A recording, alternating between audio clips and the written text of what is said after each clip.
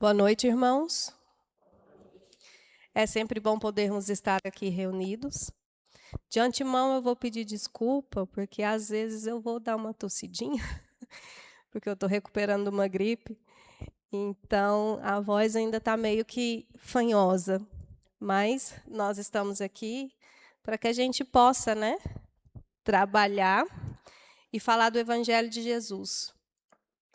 Hoje, o nosso estudo, ele vai falar de um momento de cura.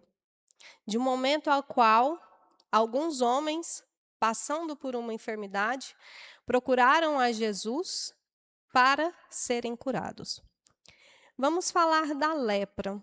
A lepra em si, desde a antiguidade, é uma doença muito temível. E na época de Jesus, era ali tido como uma doença praticamente incurável em si. A lepra é uma infecção causada por uma bactéria. E essa infecção, ela causa ali na pele ou nos nervos, Na pele em si causa manchas brancas, quando mais branda, e quando bastante avançada, causa muita dor. As feridas ficam em aberto ali, até que se perca órgãos, que se perca bastante ali a vitalidade do próprio corpo. E nessa sequência, imaginemos naquela época. Naquela época em que não se conhecia tanto de ciência, em que havia-se também, como ainda há hoje, muito preconceito. Hoje a ciência já caracteriza a lepra como hanseníase. E hoje quase que nós não vemos muito. Mas naquela época, aqueles que tinham a lepra ou que tinham algo no corpo, eles teriam que se apresentar ao sacerdote. Nas leis mosaicas, nas leis de Moisés, as civis em si, lá em Levítico, capítulo 13, nos fala justamente da lepra. Nos falando da lepra, nos fala como seria o procedimento ao passo em que se identificasse algo no corpo. Se a pessoa identificasse alguma mancha, alguma ferida no corpo, ela teria que se apresentar ao sacerdote. Imaginemos o sacerdote não era um médico. Ele viria as feridas a olho nu, As chagas ali a olho nu. Então, a pessoa se apresentaria ao sacerdote. Se fosse uma mancha branca, algo pequenininho, o sacerdote mandava para casa, ficava 7 dias, e depois desses 7 dias, a pessoa retornava, se apresentava novamente, para ver se estava curado, para ver se poderia voltar ao convívio das pessoas. Agora, imaginemos aqueles que estavam com feridas grandes, bem visíveis. Estes em si, ao se apresentar ao sacerdote, o sacerdote olhava e diagnosticava como lepra. No que ele diagnosticava, aquele homem, aquela mulher, naquele momento, ele perdia a sua identidade. Ele já não era mais alguém. Ele era um leproso. E assim como consequência, esta pessoa, ele era isolado do convívio de todos e ele se tornava um impuro. Sendo isolado, ele teria que passar ali a viver todo enfaixado ao passo de tampar as suas feridas. Tinha ali, o lugar específico onde eles teriam que ficar.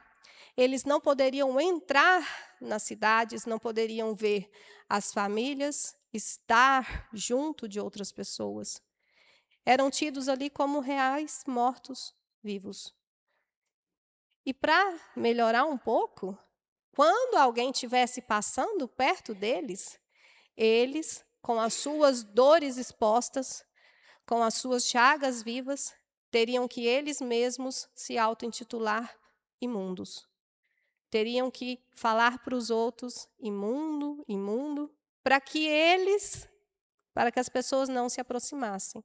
Porque como imundo, como impuros, Aos outros não poderiam se aproximar. Estes eram aqueles que tinham, né, ali a lepra. Mas diante dessa circunstância, o procedimento era esse. Mas imagine que um sacerdote não era um médico. Quantas vezes aquele sacerdote olhou alguém que não possuía a doença e a encaminhou para junto daqueles que possuíam? Se há uma doença infecciosa, muitos contraíram ali de acordo com o convívio. Então, a passagem de Jesus nos fala o seguinte. Vamos ver se vai passar. Foi. E aconteceu que, indo ele de Jerusalém, passou pelo meio da Samaria e da Galileia.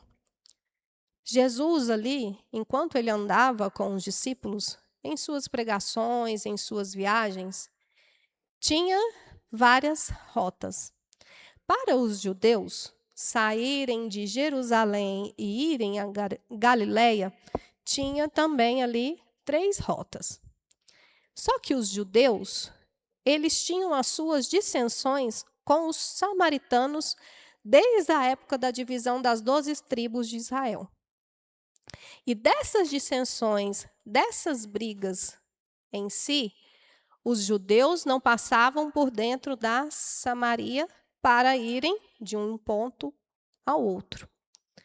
Tinha a rota por fora, a qual eles seguiam. Mas Jesus vem e nos fala, em diversos momentos, ele fala para os discípulos, há a necessidade de passar pela Samaria.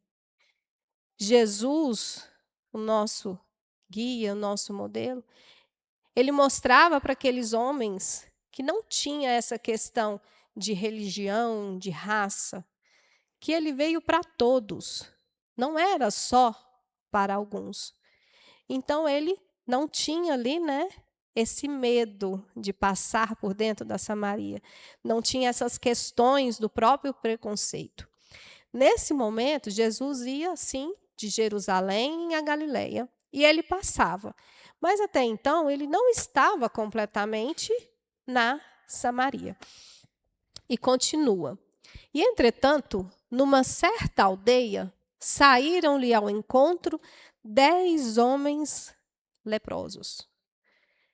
Jesus já era reconhecido pelas suas curas, pelo seu evangelho, pelos seus exemplos, pelos seus ensinamentos.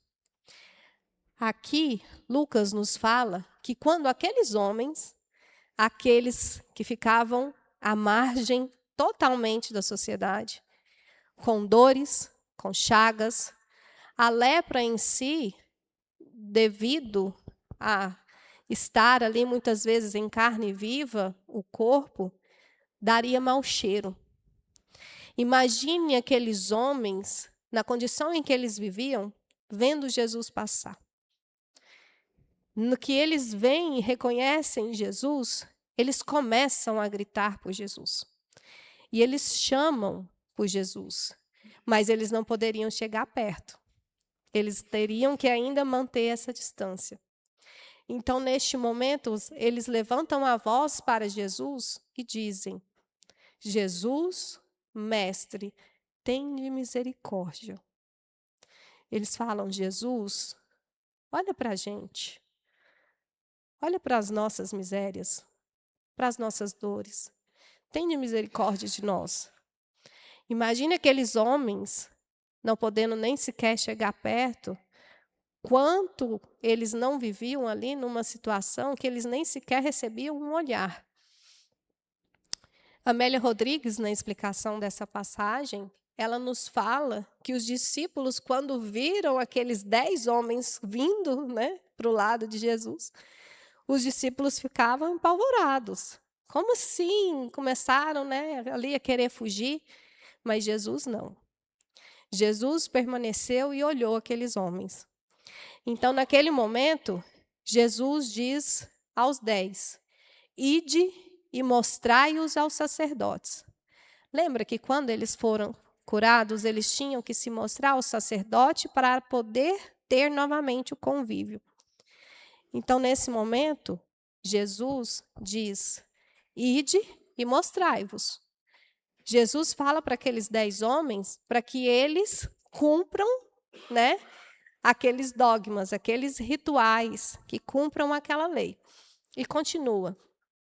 E aconteceu que, indo, eles ficaram limpos. Jesus, ele curou, tem duas curas no Evangelho que nos fala da lepra. A primeira cura, ele curou um leproso apenas, mas a cura foi instantânea.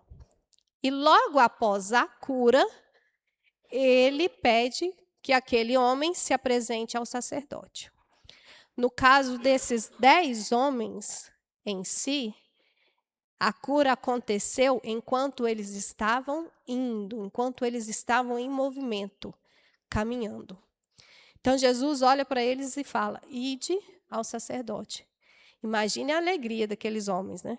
Que ficaram ali tanto tempo à margem, isolados. Quando Jesus fala, ide, né, ao sacerdote, para que vocês possam retornar à casa, à família, a ter tudo de volta, um convívio, ser alguém. Aqueles 10 homens saíram correndo. Só que como a cura se deu em movimento, ali, eles começaram a observar que estavam sendo curados, olharam um ao outro, mas apenas um desses 10 reconheceu a Jesus. 9 desses homens foram curados, receberam a graça, receberam a dádiva e continuaram com as suas vidas. Continuaram seguindo os seus caminhos. Apenas um foi realmente tocado. Apenas um agradeceu. Então Lucas fala o seguinte: e um deles, vendo que estava são, voltou glorificando a Jesus em voz alta. E caiu aos seus pés, com o rosto em terra, dando-lhe graças. Aquele homem, quando viu que ele foi curado, ele retornou. E aqui Lucas fala assim, que ele caiu aos pés de Jesus. Caindo aos pés de Jesus. Sabe aquele momento em que a gente baixa a guarda? Que realmente deixa o nosso ego, o nosso orgulho de lado e se entrega?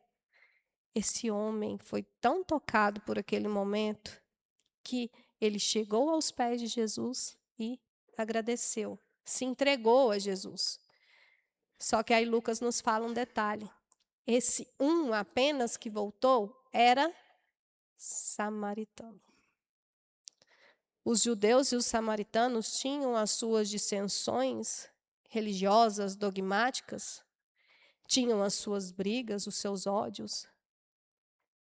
Tinham ali, né, os samaritanos, na passagem em que Jesus tem ali a conversa com a mulher samaritana, ela fala do templo em que eles criaram para não terem que ir em Jerusalém cruzar com os judeus.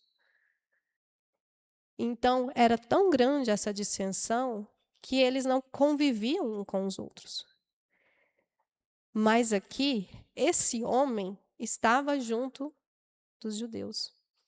E o samaritano, que para os judeus, né, eram excluído, era ali um desprezado, um rejeitado, porque não pensava igual eles, porque não cumpria a lei, não tinha o mesmo entendimento. Esse homem foi o único que reconheceu, o único que foi fiel e foi grato. Então, continua Lucas e nos diz: Jesus então pergunta àqueles que estavam presentes: não foram 10 os limpos? E onde estão os 9? Não houve quem voltasse para dar glória a Deus, senão este estrangeiro? Ele era um estrangeiro numa terra que não era dele. Então Jesus disse: levanta-te e vai, a tua fé te salvou. Jesus diz àquele homem: a tua fé te salvou. Mas os outros 9 também foram curados. Os outros 9 foram curados. Foram curados do corpo. Mas o único que realmente recebeu a cura e a cura espiritual foi esse que voltou. Foi esse que agradeceu. Os outros 9 continuaram sua vida e nem sequer perceberam o que tinha acontecido. Imagine algo que era incurável, você obtém a cura e você nem percebe. O que você quer mais é festejar, continuar a sua vida, aproveitar. Foi o que aconteceu com eles. Mas as passagens de Jesus, elas têm que nos trazer a nós. Quando Jesus coloca esses personagens, essas pessoas, nos fala de judeus, de samaritanos, ele está trazendo características aos quais nós temos que trazer para nós. Porque ainda hoje, nós somos, né, esses aos quais nós temos essas dissensões, que nós não pensamos igual. Muitas vezes, nós colocamos aqueles que são diferentes de lado, ou que estão passando por algum problema, alguma dificuldade. Então, a gente ainda continua seguindo esse ritmo. Mas nós vamos falar aqui de 10 homens. De 10 homens de uma maneira coletiva, nós podemos falar de nós enquanto coletivo, enquanto humanidade. Diante de toda a nossa vida, de todos os momentos aos quais nós passamos, das nossas 24 horas, de tudo, nos mínimos detalhes, se nós formos observar a presença de Deus, quantas vezes nós agradecemos a presença de Deus? Quantas dádivas, quantas bênçãos, quantas conquistas, quantos livramentos nós temos em um dia e que nós nem sequer nos demos conta. Quantas vezes algo maravilhoso nos acontece, nós recebemos ali de Deus, né, aquele ensinamento, aquilo que é para nos nutrir, nos preencher, mas o que a gente faz? A gente recebe, se acha merecedor e continua vivendo. De uma maneira coletiva, nós ainda somos esses 9. Nós temos as nossas chagas, nós temos as nossas feridas, nós temos as nossas questões, problemas, dificuldades, aos quais nós buscamos a Deus. Nós pedimos, só que quando nós recebemos, nós não sabemos identificar. Nós não sabemos compreender e, consequentemente, nós não sabemos agradecer. Porque nós vamos falar de gratidão. Mas de gratidão da maneira a qual é ali, né, uma experiência. Porque aquele homem que viveu aquela experiência com Jesus, ele saiu de Jesus e nunca mais foi o mesmo. É uma experiência. Todos os 10 tiveram a mesma experiência, mas apenas um saiu transformado. Apenas um saiu modificado e movido por essa fé. Porque quando nós falamos da gratidão em si, alguns espíritos, como na explicação dessa passagem, Karl Schutter vai nos trazer um comparativo entre reconhecimento e gratidão. Joana de Ângeles, ela tem um livro todo que nos fala a respeito da gratidão, que é a psicologia da gratidão.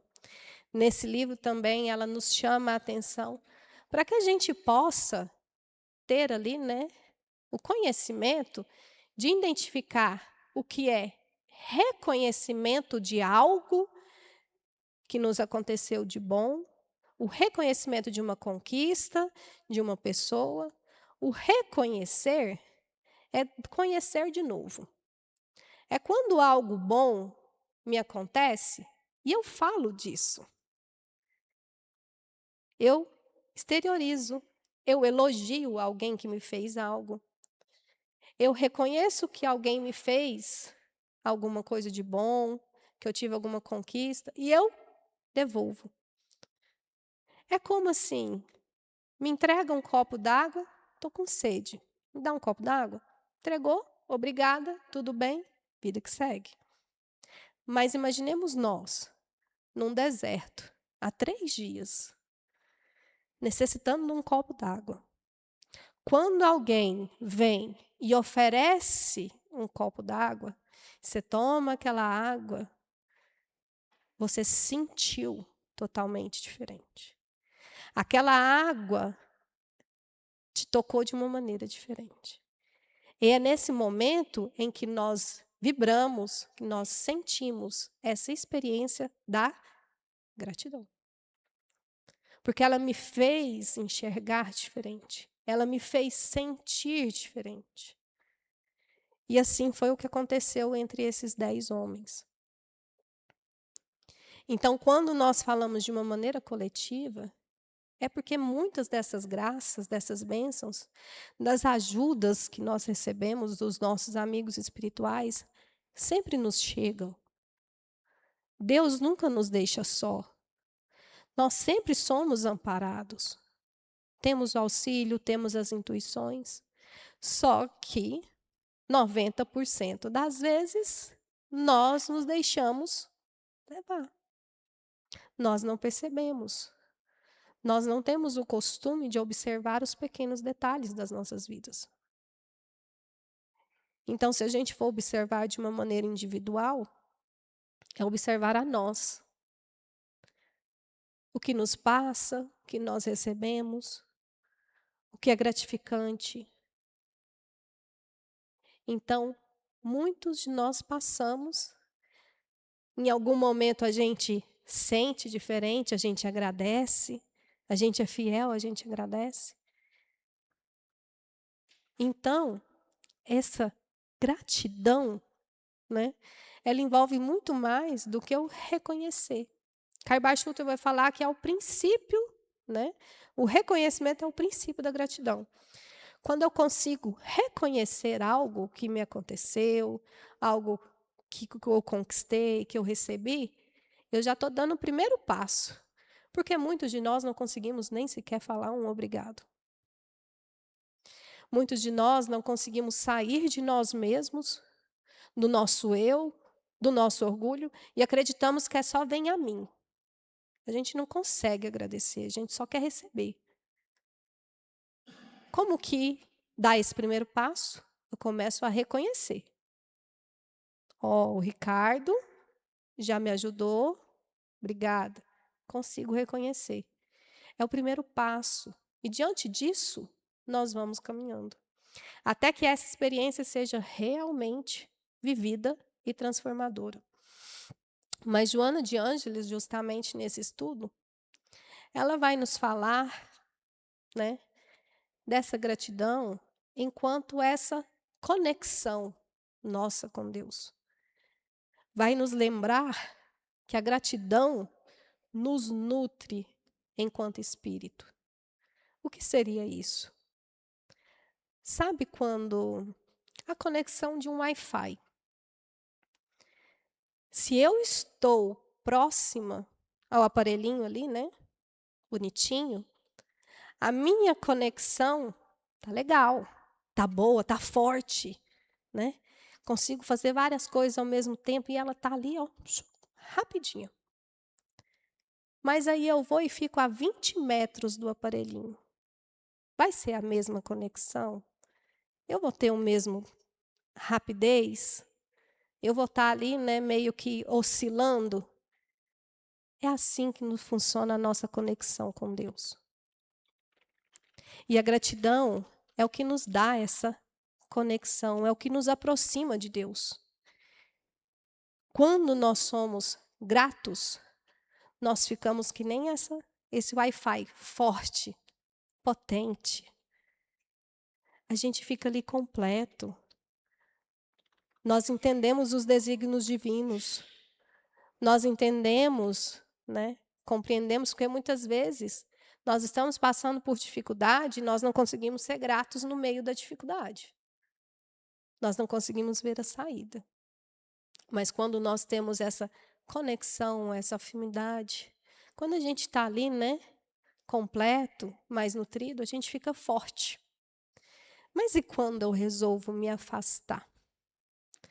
E quando eu resolvo me tornar aquele ser ingrato?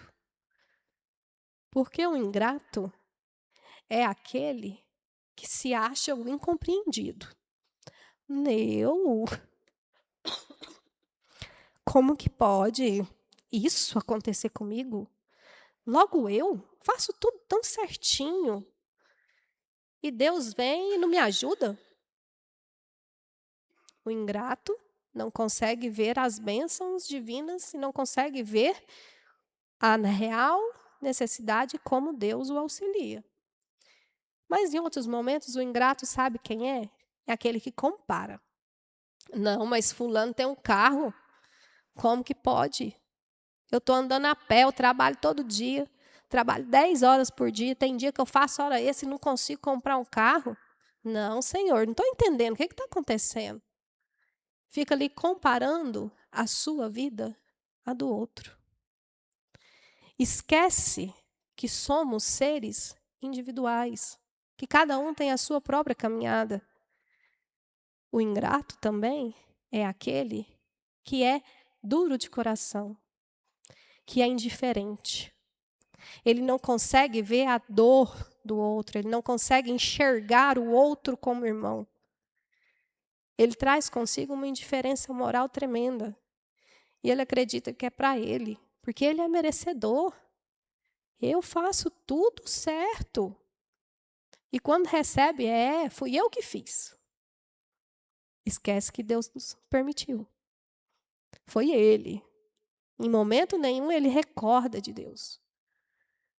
O indiferente, há uma circunstância em que o irmão está passando por uma necessidade, está passando por uma dificuldade, ele vira e fala assim, mas também, você viu? Você viu o que ele fez para a mulher dele? Merece. Quantas vezes a gente olha para o outro tão indiferente que não consegue ver a dor dele? A gente só observa ali, né, se colocando numa posição superior, se tornando ali, né, o melhor, e aquele que está sofrendo está passando por dificuldades. Ele que resolve os problemas dele, eu não consigo nem sequer entender. Era o que acontecia com os leprosos. Eles passando por uma enfermidade física e muitas vezes moral, eram ali tirados de lado e os outros nem sequer poderiam se aproximar. Então, na Gênese, Allan Kardec vai nos falar o seguinte. Deixa eu passar.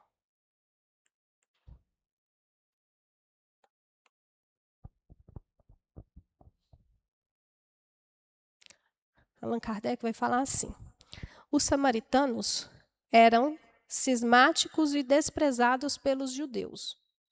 Eram tidos ali, né, deixados bem de lado, rejeitados, como heréticos. Não tinham os mesmos dogmas, as mesmas visões. Curando indistintamente os judeus e samaritanos, Jesus dava ao mesmo tempo uma lição e um exemplo de tolerância. Jesus curou os 10. Então, ele mostrou que ele veio para os samaritanos, para os judeus, para todos. E deu uma lição de tolerância. Porque aquele povo ali era tão intolerante em questões das raças. Aí Jesus veio e mostra que não é assim que funciona. Todos nós somos irmãos. Que independente da nossa crença, que independente do que a gente acha, que a gente pensa, todos nós recebemos as nossas dádivas. Todos nós recebemos as bênçãos divinas. Deus é nosso Pai. Ele não faz distinção de filhos. E continua. E fazendo ressaltar que só o samaritano voltara para glorificar a Deus, mostrava que havia nele maior soma de verdadeira fé e reconhecimento. Aquele samaritano, ele tinha uma fé, todos aqueles tinham, mas ele tinha em si uma vigilância muito maior do que os outros. Ele conseguiu identificar e ele conseguiu perceber o que estava acontecendo. Ele estava preparado. Então, ele recebeu aquele acontecimento diferente dos outros 9. Aí Kardec continua. Acrescentando, tua fé te salvou, fez ver que Deus considera o que há no fundo do coração e não a forma exterior de adoração.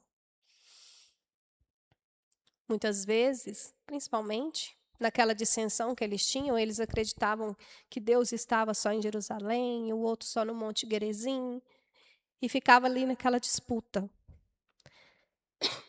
Aí Jesus vem e mostra que a adoração, né, verdadeira é a do coração. Não são os atos exteriores que vão designar, mas sim o que nós somos, que nós realmente trazemos. Aí nós vamos lá na questão 659 do Livro dos Espíritos. Está contida lá a primeira lei, a lei de adoração. A adoração é o quê? É esse ato que nós temos de demonstrar o amor, né?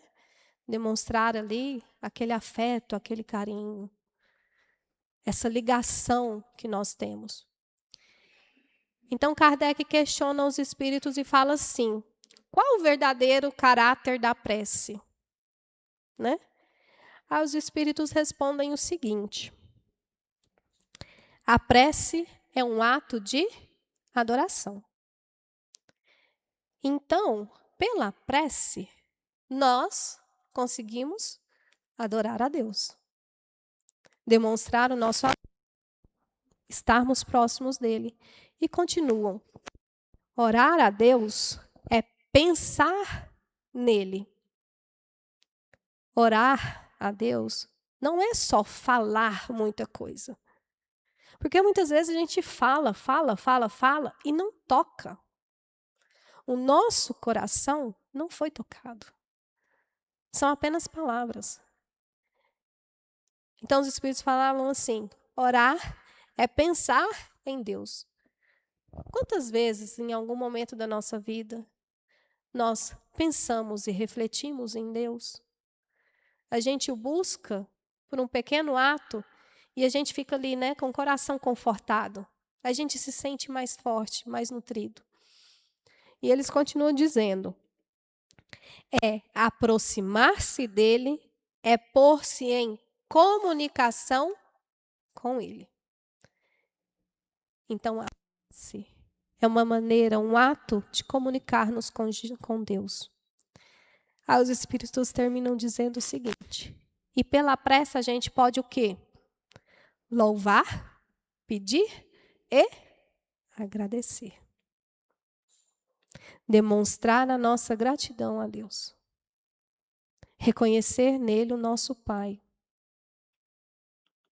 Conversar com ele.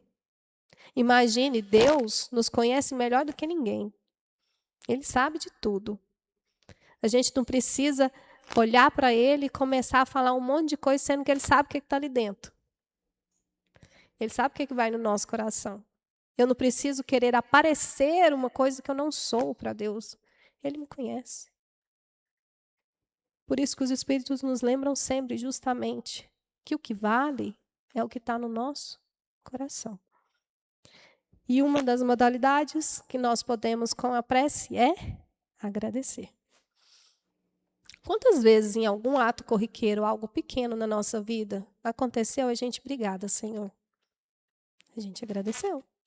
A gente fez uma prece. Nós nos colocamos mais próximos de Deus, estabelecendo essa conexão. E ele termina dizendo: foi preciso que assim acontecesse para que ele pudesse dar a lição que tinha em vista e tornar evidente a ingratidão deles. Ali naquele momento, Jesus também nos mostrou a ingratidão. Não só falou da gratidão daquele samaritano, mas da ingratidão de 9, que seguiram suas vidas, continuaram seus caminhos e não agradeceram aquele que os tirou da dor, do sofrimento. Então, para que a gente possa terminar, tem como você passar o vídeo para mim? Por favor.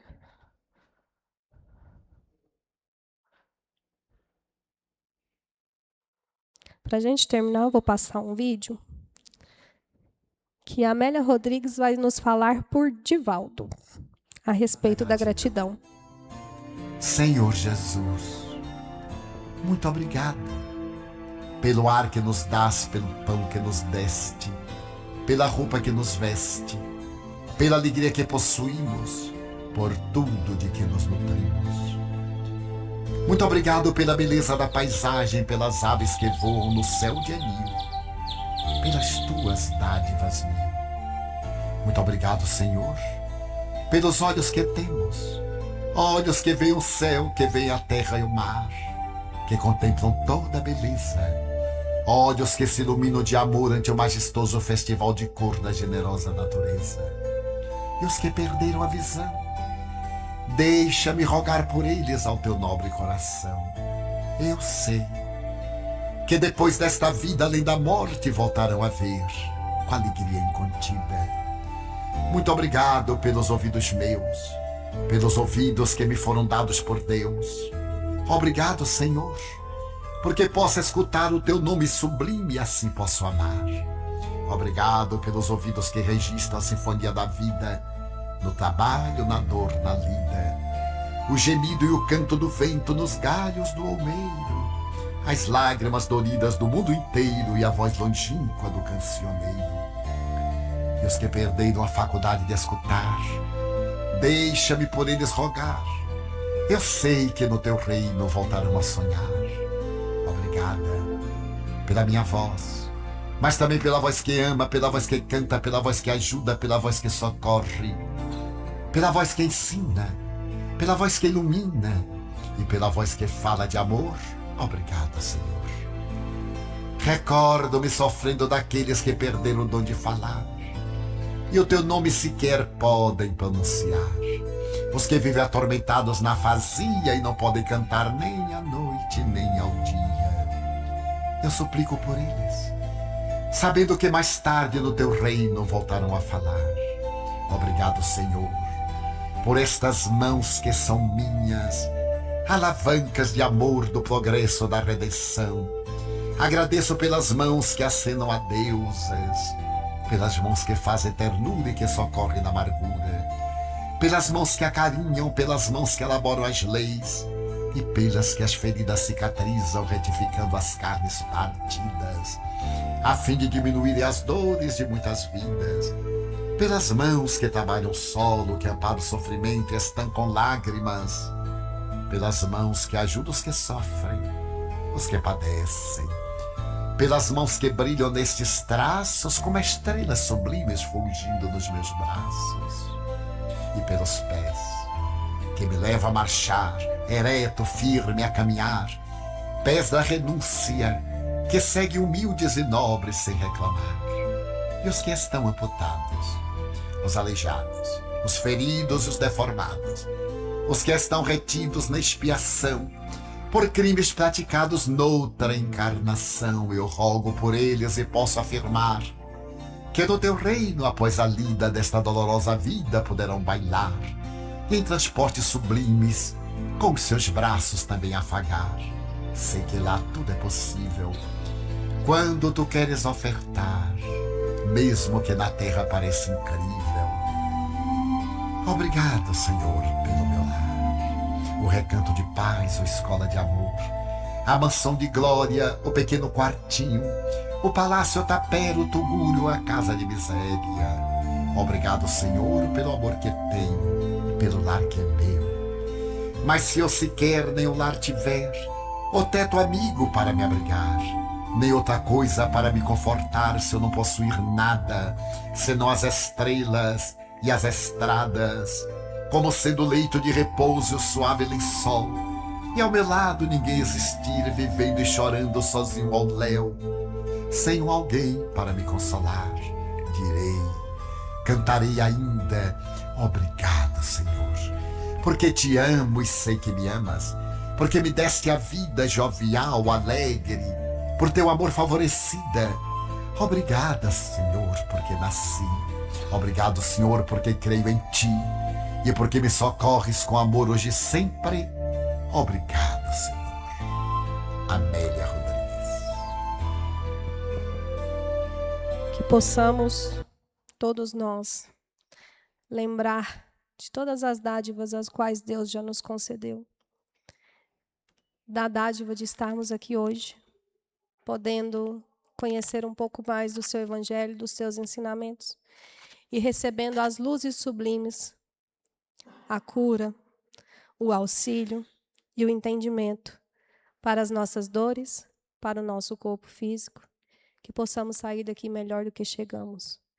Eu agradeço a atenção de todos, que possamos retornar aos nossos lares, com Jesus em nossos corações, e levar daqui toda a esperança, todo o amor, toda a paz, toda a sabedoria e toda a luz para nós, para os nossos entes queridos e por onde nós passarmos.